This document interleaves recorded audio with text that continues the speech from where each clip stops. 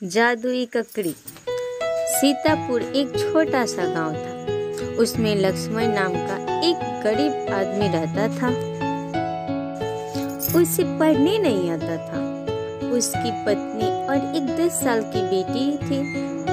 वह कक्षा 5 में पढ़ती थी। लक्ष्मण को पढ़ने नहीं आता है, यह बात उसके पड़ोसी मनन को पता लगता है। तब वह सोचने लगता है कि कैसे उसकी जमीन हड़प ले जाए। तब उसने एक कागज तैयार किया और लक्ष्मण के घर गया। लक्ष्मण बोला, ये तो भाई देखने में कोई सरकारी कागज लग रहा है, मुझे फिर से समझाओ, क्या सच में ऐसा हो सकता है? तब मनन ने बताया, देखो इसमें लिखी है कि जो तुम ककड़ी या सब्जी या फल अपने खेत में बोते हो, उसे अगर सरकार के पास सीधे भेज दोगे तो ज्यादा मुनाफा होगा। यह बात सुनकर लक्ष्मण ने कागज पर अंगूठा लगा देता है। मनन खुशी खुशी कागज लेके चला जाता है। अगले दिन लक्ष्मण जब खेत में जाता है, तब मनन उसे रोक देता है, ये कहकर कि ये खेत अब मेरा है। यह बात सुनकर लक्ष्मण की होश उड़ गई। नहीं, ये तुम क्या मजाक कर रहे हो? ये तुम खेत मेरा है। तब गांव के मुखिया जी बोले, नहीं लक्ष्मण, ये खेत अब मनन के नाम पर है। तुमने खुद अंगूठा लगाया है। नहीं मुखिया जी, ये सब झूठ है। तब मनन बोलता है, नहीं मुखिया जी, कल लक्ष्मण मेरे घर आया था और पैसा मांग रहा था। पैसे के बदले इसने ये जमीन मेरे नाम कर दी है। तब लक्ष्मण बोलता है, इतना बड़ा धोखा, कहकर घर जाकर रोने लगता है। तब निशा बोलती है, देखिए ऐसे रोने से हमारी जमीन तो नहीं मिलेगा। ये सब उसकी बेटी सिया सुन रही थी। उसके बाद सिया स्कूल चल जाती है। स्कूल में टीचर फलों के बारे में बताती है। तब सिया की नजर एक ककड़ी पर जाती है।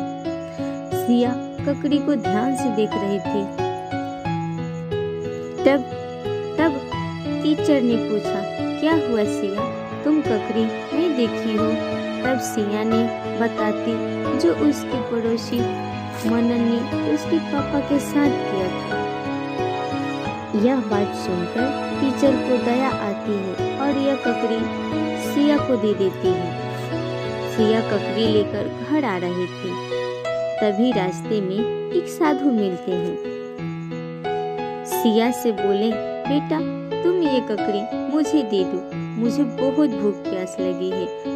तब सिया सोचने लगी तो साधु ने पूछे, क्या हुआ, क्या सोच रही हो? तब सिया ने वही बात बताई जो उसने टीचर को बताई थी। सिया की बातें सुनकर साधु ने ककड़ी को अपने थैले में से निकालकर दे दिया और बोले, इसे ले जाओ और अपने पापा को दे देना, बोलना जो मांगोगे वह मिलेगा। सिया ककड़ी लेकर घर आती है। घर आकर सिया पापा के हाथ में ककड़ी देकर बोले, इसे जो मांगेंगे वो मिलेगा। निशा भी कहने लगी, मांगिए ना, क्या सच में ये जादुई है? लक्ष्मण ने कहा, क्या हमारा खेत मिल जाएगा? ये सब नाटक है, क्या तुम बच्ची के साथ बच्ची बन गई हो? यह कहकर लक्ष्मण ने ककड़ी को एक टेबल पर रख दिया। कुछ देर बाद मनन रोते हुए आ रहा, बचाओ बचाओ, इस लाठी को रोको, लक्ष्मण भाई बचाओ। तब लक्ष्मण ने पूछा, कैसी लाठी? तब सबने देखा कि एक लाठी मनन को पीट रहा था। तब मनन लक्ष्मण के खेत वापस करके भाग जाता है।